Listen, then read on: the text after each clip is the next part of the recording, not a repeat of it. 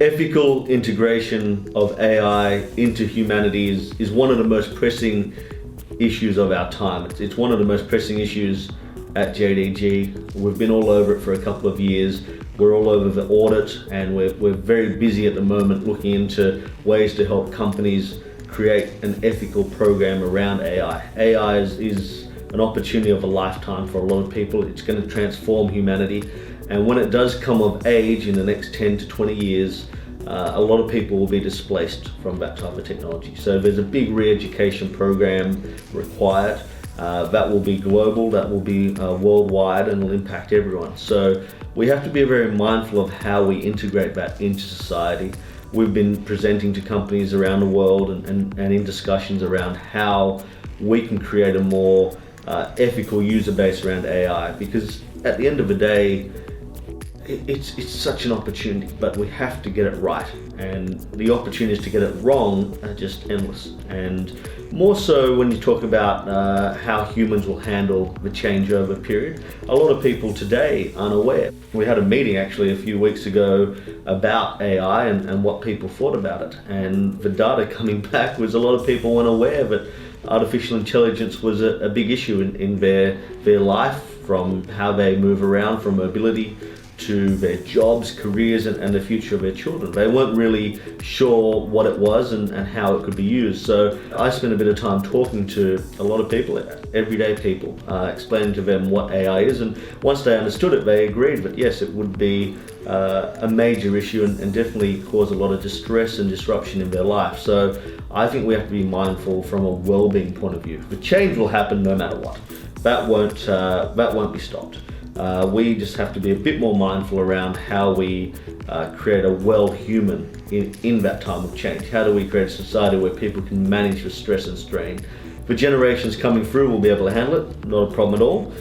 The older generation, some of them won't really be alive to see AI at its full force. But I think between automation and artificial intelligence, we have pressing issues, and those issues are definitely tied to economic and well-being based stresses, which we're trying to alleviate now and get on top of, and that takes up a tremendous amount of time from my point of view as well at the moment.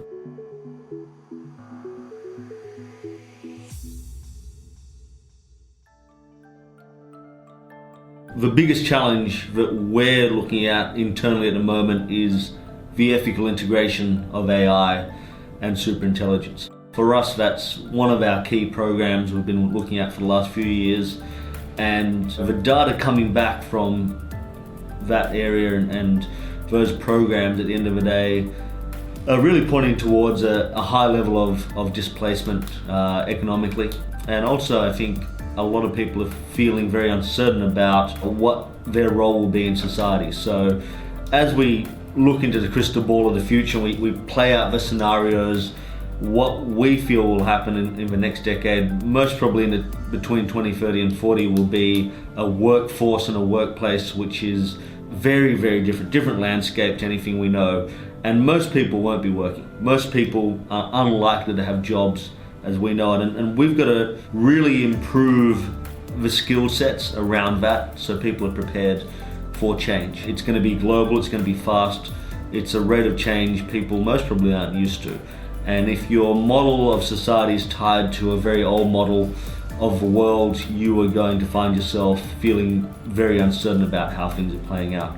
If you are intellectually passive, if you're not aware of the economy and the world changing at the pace that it is changing at, you'll find yourself in a space you don't want to be in. One thing I'm really passionate about, and I have been for a while, is helping people understand and being more aware that they have the power to transform themselves. They have the power to build themselves up, but that power to create the life they want may not be tied to things, may not be tied to physical things that they once wanted. If you wanted the big home, if you wanted the big car, you may still get that in the future, but it's unlikely.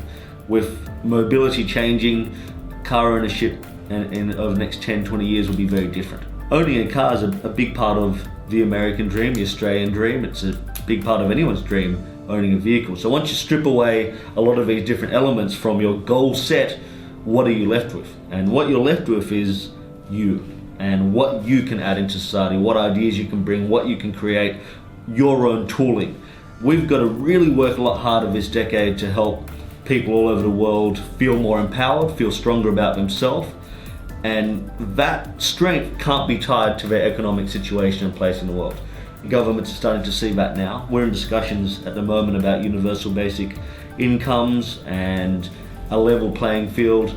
Whether people will buy into those concepts is yet to be seen. But give it 1 or 2 generations, 20 years from now through to 30, 40 years from now, the landscape will be very different. When we look into the crystal ball of the AI changeover, one of the big things that'll change is how we connect with each other. And human connection is critical to how we feel, communities and being around people, and that already is strained at the moment with the age of new media and constantly being in contact.